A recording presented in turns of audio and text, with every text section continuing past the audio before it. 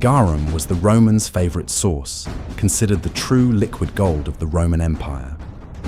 Although the phrase rotten fish sauce triggers an immediate reaction of disgust, for a Roman citizen, from the humblest slave to the most sophisticated emperor, garum was an indispensable ingredient, synonymous with civilization and status. In today's video, we're going to explore why the Romans loved this fermented fish sauce. The science behind garum is what sets it apart from simple decay. Technically, the process was not putrefaction, but proteolysis, an enzymatic fermentation. The entrails of fish such as mackerel, tuna, and moray eel were mixed with large quantities of salt and aromatic herbs in stone tanks called ceteriae. Salt played a critical role.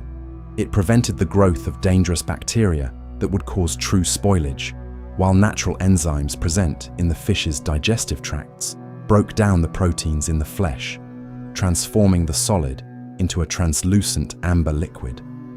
This process took months under the strong Mediterranean sun. The result was a product rich in naturally occurring monosodium glutamate, which gave the food a massive punch of umami. It's that savory sensation that the food is complete and delicious, enhancing the taste of all the other ingredients. Production was an industrial-scale operation that drove the economy of the provinces. Cities like Bailo Claudia in Hispania and Troia in Lusitania, modern-day Portugal, were true industrial centers dedicated almost exclusively to manufacturing this condiment. The location of these factories was strategic.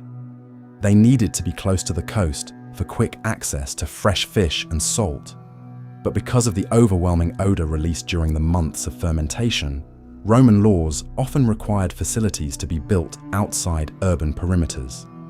The smell was so powerful that poets like Martial joked that garum was the only thing capable of making someone's breath worse than a corpse's, highlighting the paradox between the unbearable stench of production and the divine flavor of the final product. Once fermentation was complete, the liquid was filtered in multiple stages, resulting in different grades of quality. Garum floss was the first pressing, the flower of the product, extremely expensive and destined for the elite.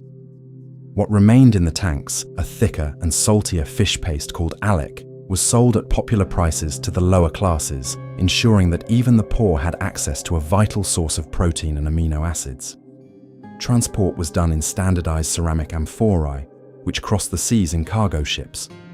Underwater archaeologists have found thousands of these amphorae in shipwrecks, many still bearing inscriptions that detailed the producer, the type of fish used, and even the shelf life, functioning as the first quality control labels in history. In the Roman kitchen, garum was omnipresent, occupying the place that salt and soy sauce occupy today. The famous gastronome Apicius, in his work De Re Culinaria, includes the condiment in almost all his recipes, from meat and game dishes to desserts and fruit. Garum was rarely consumed on its own. It served as the base for complex mixtures. Oxygarum was the blend of garum with vinegar. Meligarum combined the condiment with honey, creating a sweet and sour profile. And Oenogarum was the mixture with wine, one of the favorites at imperial banquets. This versatility allowed the intense saltiness of fermented fish to balance the natural sweetness of Roman wines and the heavy use of Eastern spices, such as black pepper, creating a sensory harmony that defined the high cuisine of the era. Beyond gastronomic pleasure, the Romans attributed various medicinal and therapeutic properties to garum. Physicians such as Galen and Dioscorides recommended using the condiment and its byproducts to treat a vast range of ailments, from burns and dog bites to ulcers and digestive problems. It was believed that the high salt content and the substances resulting from fermentation acted as a natural antiseptic. In an era without vitamin supplements, garum was an essential source of vitamin B12 and minerals for Rome's urban population, helping maintain health in an overcrowded metropolis where many people's diets were based almost entirely on grains and bread. The obsession with garum also served as a marker of cultural identity. Wherever the Roman legions went, garum followed.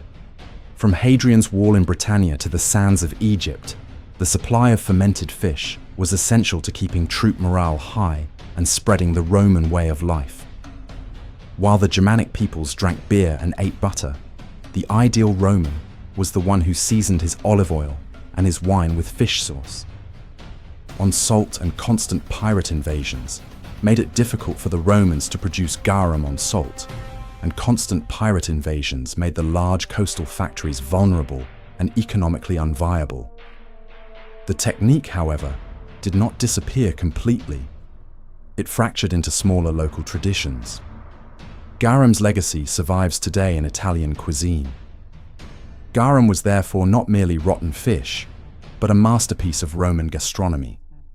So if you enjoyed this video, don't forget to hit the like button and subscribe to the channel. See you in the next video.